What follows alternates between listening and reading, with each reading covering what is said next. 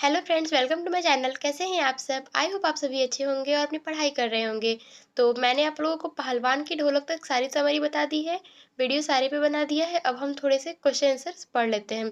तो question answer आज हम भक्ति के चैप्टर का करेंगे। तो जितने भी क्वेश्चन एनसीईआरटी ही कराऊंगी। अभी तो मैं सोच रही हूँ एनसीईआरटी कराने के लिए, उसके बाद फिर एमसीक्यू और फिर लॉन्ग आंसर शॉर्ट आंसर्स होंगे।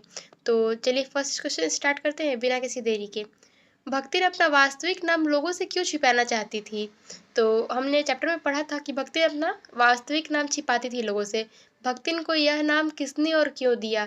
तो हमने जैसा कि पढ़ा था कि भक्तिन जो थी उसका नाम असली नाम लक्ष्मीन था। तो लक्ष्मी मतलब होता है बहुत ज़्यादा पैसा या फिर बहुत ज़्यादा धनी होना, मतलब बहुत ज़्यादा ऐश्वर्य, बहुत ज़्यादा सब कुछ लग्ज़रियस लाइफ़ जीना।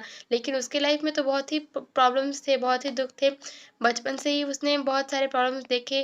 शादी के बाद भी उसके साथ कुछ अच्छा नहीं रहा। उसके पति के चले जाने के बाद फिर उसके साथ उसको बहुत तकलीफ़ हुई। तो उसका नाम लक्ष्मीन किसी तरह सूट नहीं कर रहा था। तो देखिए क्या लिखा है, भक्तिन का वास्तविक नाम लक्ष्मीन था अर्थात लक्ष्मी। तो भक्तिन का जो वास्तविक नाम था उसका लक्ष्मीन, जैसे गाँव वगैरह में लक्ष्मीन बोलते हैं ना लक्ष्मी को, तो वैसे ही लक्ष्मीन नाम था। जो समृद्धि एवं ऐश्वर्य का प्रतीक है, यानी कि जो बहुत ज़्यादा धनी है, फला-फूला है, सब कुछ घर में है, किसी चीज़ की कमी नहीं है, ऐश्वर्य और समृद्धि का प्रतीक होता है। परंतु यहाँ नाम के साथ गुण नहीं मिलता, लेकिन उसका जो नाम था वो गुण नहीं मिल रहा था। वो जो नाम था वो तो बहुत ही ऐश्वर्य और समृद्धि का प्रतीक था, लेकिन जो उसका रियल लाइफ़ था, जो उसका गुण से मैच नहीं कर रहा था। भक्ति ने गरीब महिला थी। लोग उसके इस नाम को सुनकर उसकी हँसी ना उड़ाए, इसलिए वह अपना वास्तविक नाम छिपा देती थी।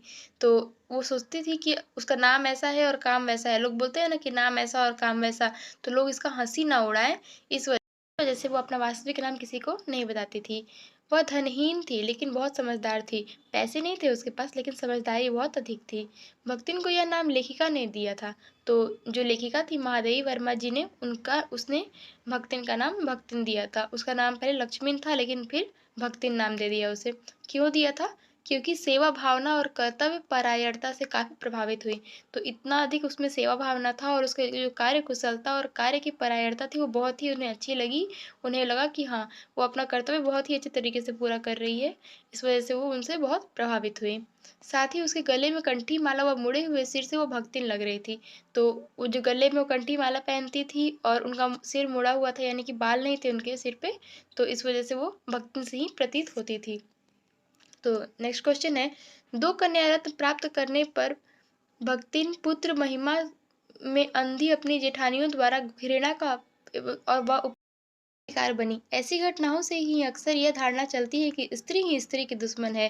क्यों आप इससे सहमत हैं? तो देखिए यहाँ पे बता रहा है कि जब भक्तिन की 2 बेटियाँ हो जाती हैं, तो उनकी जो जेठानी रहती हैं, उनके बेटे रहते हैं, तो वो अपने पुत्र महिमा में इतनी अंधी हो जाती हैं कि वो भक्तिन को भला-बुरा कहती हैं, उसे उपेक्षा करती हैं, उसके घृणा की दृष्टि से देखने लगती हैं। तो हमसे सवाल क्या पूछा गया है कि ऐसी घटनाओं से अक्सर ये धारणा बन जाती है, लोगों में ऐसी धारणा बना दी गई है कि स्त्री ही स्त्री की दुश्मन है। और ये बात बिल्कुल सच भी है, हमें इससे सहमत होना चाहिए, क्योंकि आजकल लोग खुद जैसा किसी को नहीं समझते, सोचते हैं कि हम बहुत अच्छे हैं और हमारे जैसा कोई नहीं है। तो इसी वजह से ये धारणा बन गई है कि स्त्री ही स्त्री की दुश्मन हो जा रही है। तो क्यों आप इससे सहमत हैं? तो हाँ, हम इस बात से बिल्कुल सहमत हैं। तो आंसर यही है कि हम इस बात से बिल्कुल सहमत हैं। जब भक्तिन अर्थात लक्ष्मण की 2 पुत्रियों को जन्म दिया, तो उसके ससुराल वालों ने उसके घोर अत्याचार किए। तो जब भक्तिन जो थी वो लक्ष्मण, तो वो जब अपनी 2 दे देती है, तो ससुराल वाले लोग उस पे बहुत अत्याचार करते हैं, घोर अत्याचार करते हैं। उसकी जेठानियों ने उस पर बहुत जुल्म ढाए, बहुत ही जुल्म ढाती है, उसे सारा काम उसी से करवाती है, खुद बिल्कुल बैठ के सेठानी की तरह एकदम बैठी रहती है और सारा काम नौकरानी की तरह करवाती रहती है भक्तिन से। इसी कारण उसकी बेटियों को दिन भर काम करना पड़ता था। तो जो उसकी माँ को भी ऐसे करती थी, तो इस कारण से उसकी बेटियों को भी काम करना पड़ता था। इन सभी बातों से सिद्ध होता है कि स्त्री ही स्त्री की दुश्मन होती है। ये सभी बातें बताती हैं हमें कि स्त्री ही स्त्री की दुश्मन होती है। उसकी जेठानियों ने यूँ ज़मीन हथियाने के लिए लक्ष्मण की विधवा बेटी को अपने भाई के विवाह करने की भी योजना बना दी थी। तो कहानी में आप लोगों ने पढ़ा होगा, मैंने आपको पढ़ाया है कि जब भक्तिन की जो पहली बेटी रहती है, उसका जब पति का देहांत हो जाता है, तो जो उसके ससुराल वाले रहते हैं, उसकी जेठानियाँ जो रहती हैं, वो उस ऐसा सोचती हैं कि अगर इसकी बेटी की शादी हम अपने भाई से या अपने साले से करवा देते हैं, तो ये सारा जो ज़मीन जायदाद है, ये सब उनके नाम हो जाएगा और ये सब कुछ उनका हो जाएगा। तो लेकिन जब ये योजना सफल नहीं होती है, तो उनकी जेठानियाँ जो रहती हैं, वो फिर से लक्ष्मी इन पे यानी कि भक्ति इन पे जुल्म ढाने शुरू कर देती हैं, अत्याचार और बढ़ा देती हैं। तो इन सभी बातों से ये सिद्ध हो जाता है कि आजकल स्त्री ही स्त्री की दुश्मन बनती चली जा रही है। लोग एक-दूसरे को समझते नहीं हैं, एक-दूसरे की परेशानियाँ नहीं समझ रहे हैं, बल्कि उन्हें अलग दृष्टि से देख रहे हैं, उन्हें अपने आप को बहुत सर्वोपरि समझ रहे हैं और दूसरों को बिल्कुल ही निराकार समझ रहे हैं लोग। तो आगे देखते हैं, भक्तिन की बेटी पर पंचायत द्वारा जबरन पति थोपा जाना एक दुर्घटना भर नहीं, बल्कि स्त्री के संदर्भ में मानव अधिकार यानी कि विवाह न करने या किससे करने के संबंध में इसकी स्वतंत्रता को खुद जलते रहने की सदियों से चली आ रही सामाजिक परंपरा का प्रतीक है। कैसे? तो भक्तिन की जो बेटी रहती है, उसके साथ तो हमने पढ़ा है कि कैसे क्या होता है। तो जब भक्तिन बाहर गई हुई होती है, तो उसकी बेटी उसका पति मर जाता है, तो जो जेठानियों का भाई रहता है, वो तीतरबाज रहता है, वो जानबूझ के उसके कमरे में घुस जाता है, लेकिन जो उसकी बेटी रहती है, वो कम समझदार नहीं रहती है, वो उसकी अच्छे से पिटाई कर देती है। लेकिन फिर भी एक कमरे से बाहर निकलने का अलग धारणा बना लेते हैं लोग को उसे ऐसा प्रतीत होता है कि वो लोग एक-दूसरे को पति-पत्नी के रूप में स्वीकार कर चुके हैं, लेकिन ऐसी बात रहती नहीं है। जो तीतरबाज उसका भाई रहता है, वो बहुत ही उसके साथ ज़बरदस्ती करने के इरादे से गया हुआ होता है, लेकिन वो पिटा के बाहर आ जाता है। तो ये जो बेटी जो होती है, उसको पंचायत सज़ा सुना देती है कि आपको इससे शादी करनी होगी, आप दोनों को एक-दूसरे को पति-पत्नी के रूप में स्वीकार करना ही होगा। तो ये जो विवाह का जो इस उसपे थोपा जाता है कि फैसला सुना दिया गया और आपको ये काम करना ही पड़ेगा। तो ये आज भी एक विडंबना है मानव अधिकार के, स्त्रियों के अधिकार को लेकर ये एक सही चीज़ नहीं है, ऐसा नहीं होना चाहिए। स्त्री को भी ये पूरा हक है कि वो अपनी शादी करना चाहती है या नहीं करना चाहती है, किससे करना चाहती है, कैसे करना चाहती है या करना भी चाहती है कि नहीं, ये सब का उन्हें स्वतंत्रता होनी चाहिए जैसे कि पुरुषों को होती है। तो ये सदियों से चली आ रही एक सामाजिक परंपरा का प्रतीक है। तो ये कैसे है, तो हमें इसको एक्सप्लेन करना है। तो उत्तर क्या है, भक्तिन की विधवा बेटी के साथ उसके ताऊ के लड़के और साले ने ज़बरदस्ती की थी। तो जो उसके ताऊ का लड़का रहता है और उसका साला जो रहता है, वो उसके साथ ज़बरदस्ती करता है। उसे कुछ दूर आचरण के लिए दंड मिला, लेकिन पंचायत ने न्याय न कर कर अन्याय कर दिया। तो ऐसा उसका दुराचरण था, उसके लिए उसे सज़ा मिलनी चाहिए थी कि तुम स्त्री के कमरे में बिना ज़बरदस्ती कैसे घुस गए या फिर कैसे उसके साथ ज़बरदस्ती करने की तुम्हारी हिम्मत हो गई। तो ऐसा नहीं होना चाहिए था, लेकिन उसको उसके लिए दंड मिलने के बजाय पंचायत जो होती है, वो वहाँ पे अन्याय कर देती है और बोल देती है कि गलती लड़की की ही है और तुम्हें उससे शादी करनी पड़ेगी। और लड़की की अनिच्छा के बावजूद उस तीतरबाज युवक को पत्नी घोषित कर दिया जाता है। और लड़की की इच्छा नहीं होती है, लेकिन फिर भी उस तीतरबाज युवक को उसका पति बना दिया जाता है और लड़की को उसकी पत्नी घोषित कर देता है पंचायत। विवाह के मामले में लड़की की रजामंदी की ओर हमारा समाज ध्यान नहीं देता। तो विवाह के मामले में कभी भी लड़की को क्या पसंद है या फिर उसको क्या करना है, ये हमारा समाज नहीं देखता है। आजकल लोग आजकल भी ये है, लेकिन थोड़ा कम हो गया है। फिर भी परिवार वाले को अगर परिवार अच्छा लग गया, तो बेटी से कोई सलाह नहीं लेगा कि तुम्हारी पसंद क्या है, तुम्हें कोई पसंद है या नहीं है, या फिर लोग आजकल कास्ट का है या नहीं, रिलीजन का है या नहीं, अच्छा है या नहीं, किस तरह का है, बहुत कुछ चीज़ें जो ऐसी होती हैं, वो स्त्री को इससे नहीं पूछी जाती हैं कि तुम्हें क्या पसंद है। अगर उन्हें पसंद है, तो बस पसंद है।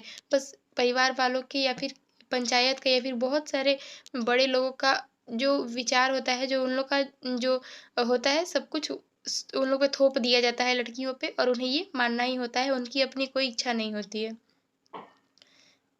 अतः यह निश्चित ही मानव अधिकार का हनन है। तो इससे तो हमें ये सिद्ध हो ही जा रहा है कि ये मानव अधिकार का हनन हो रहा है यहाँ पे।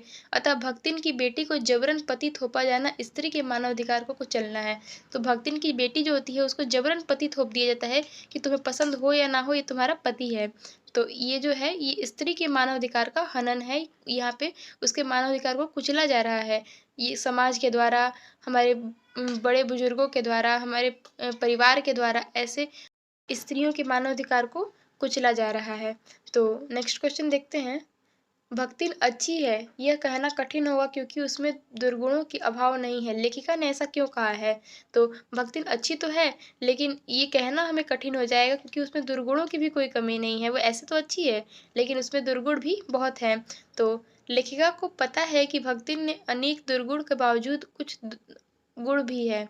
तो लेखिका ये बात जानती है कि उसमें गुण तो बहुत है, लेकिन उसके साथ-साथ कुछ दुर्गुण भी हैं उसमें।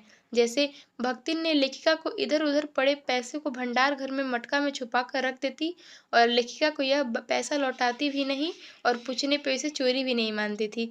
तो भक्तिन का अगर पैसा इधर-उधर रखा रह जाता था, तो वो उसे छुपाकर भंडार घर की मटकी में छुपा देती थी और जब लेखिका उससे पूछती थी, तो वो पैसे के बारे में बताती भी नहीं थी और पैसे को वापस भी नहीं करती थी लेखिका को और बोलती थी कि ये चोरी भी नहीं है, मैं चोर नहीं हूँ, तो वो अपनी बात मानने को भी तैयार नहीं होती थी। तो दूसरा क्या है, जब उसकी मालकिन कभी उस पर क्रोधित होती तो वह बात को इधर-उधर करके बताती।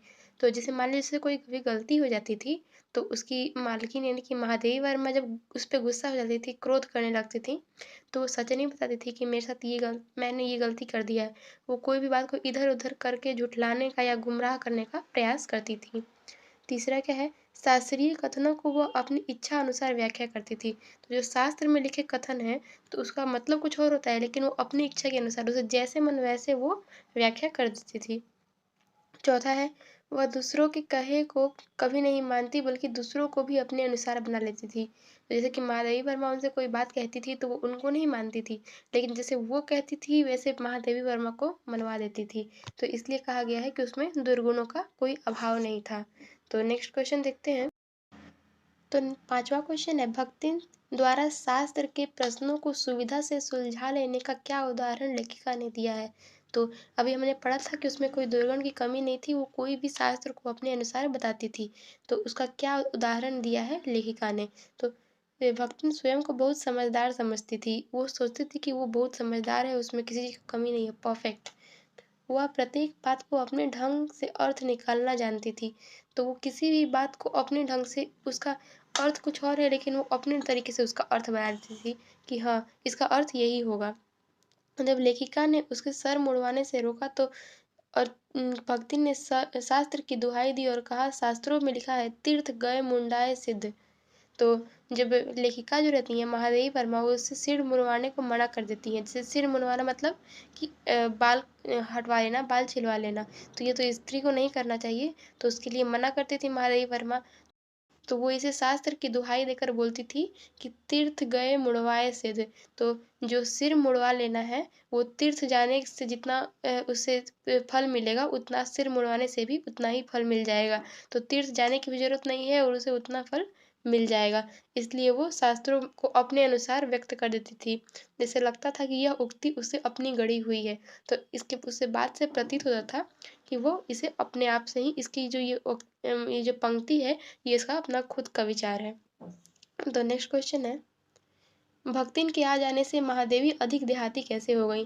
तो जब भक्तिन आ जाती है उनकी लाइफ में, तो वो पहले से ज़्यादा देहाती हो जाती हैं। ऐसा हमें क्यों बताया गया है? भक्तिन संपूर्ण देहाती थी। तो भक्तिन तो बचपन से ही गाँव में रही, शादी के बाद भी गाँव में ही रही, तो वो पूरी तरह देहाती थी। वह अपनी देहाती जीवन की पद्धति को नहीं छोड़ सकी, तो वो शहर में आने के बाद भी अपने देहातीपन को नहीं छोड़ सकी, वो उसी तरह रही। इसलिए उसने महादेव को भी अपने अनुसार बना देती है, अपने समान वो देहाती बना देती है। तो इसके साथ ही हमारा जो मेन क्वेश्चन आंसर रहता है एनसीईआरटी का, वो ख़त्म हो जाता है। उसके बाद साइड वाला तो आप लोग खुद से ही करना ट्राई करो, क्योंकि वो सब तो एग्ज़ाम में जल्दी नहीं आता है। आप लोग अगर वीडियोज़ मेरी देख लेते हो, अगर थीम समझ जाते हो और ये सारे क्वेश्चंस कर लेते हो, तो आप लोगों को लॉन्ग क्वेश्चंस करने में भी कोई दिक्कत नहीं आएगी। और जहाँ तक रही important questions previous year questions की, तो उसके लिए मैं एक अलग से वीडियो बनाऊँगी और एमसीक्यू के लिए भी एक अलग से वीडियो बनाऊँगी, क्योंकि इस बार आप लोग के सिलेबस में एमसीक्यू आ रहे हैं, 10 मार्क्स के आ रहे हैं, तो उसके लिए मैं अलग से वीडियो बनाऊँगी। तो इसके साथ ही हमारा ये वीडियो यहाँ पे ख़त्म हो जाता है और इससे आगे मैं आप लोगों को नेक्स्ट क्वेश्चन नेक्स्ट जो चैप्टर है उसका क्वेश्चन आंसर करवाने वाली हूँ। तो तब तक आप नई वीडियो आने का वेट करो और पढ़ाई करते रहो। Thank you very much. Best of luck for your future.